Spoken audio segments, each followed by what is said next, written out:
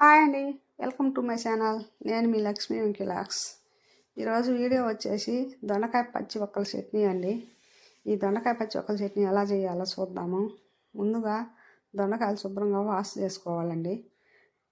వాటర్లో శుభ్రంగా వాష్ చేసుకొని నేను ఈ వీడియోలో చూపిస్తున్న విధంగా రౌండ్గా కట్ చేసుకోవాలి. పల్చగా రౌండ్గా ఇలా ఈ విధంగా కట్ చేసి పెట్టుకోవాలి. వీటికి కావాల్సిన చట్నీ పచ్చిమిర్చి, టమాటో, పల్లీలు కలిపి ఆయిల్లో మగ్గించుకోవాలండి. ఇలా ఈ విధంగా మగ్గించుకోవాలి. నేను వీడియోలో మగ్గిస్తున్నట్టు ఈ మగ్గించిన పచ్చిమిర్చిని చట్నీ చేసుకోవాలి. తగినట్టు సాల్ట్ వేసుకొని ఎల్లిపాయలు వేసుకొని పోపు పెట్టుకోవాలా. ఎండుమిర్చి, పోపు దినుసులు, ఆనియను, కరివేపాకు ఇవన్నీ వేసి మగ్గిన తర్వాత కొంచెం పసుపు వేసుకోవాలా.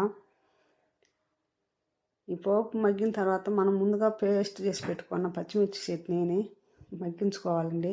ఇది కొంచెం పచ్చి వాసన పోయే వరకు మగ్గించుకోవాలి. ఆయిల్లోనే 2 minutes వరకు వేయించుకోవాలి. ఈ విధంగా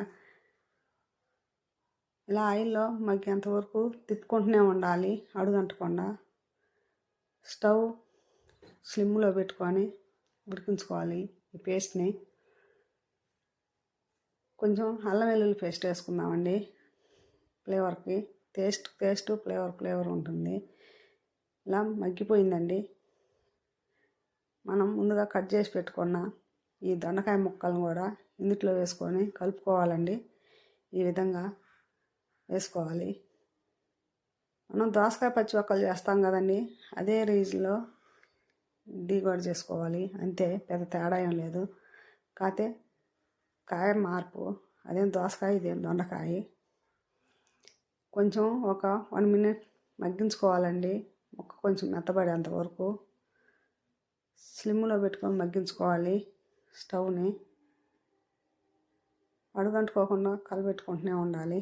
ఓకే ఫ్రెండ్స్, ఈ వీడియో కనుక నచ్చితే లైక్ చేయండి, కామెంట్ పెట్టండి.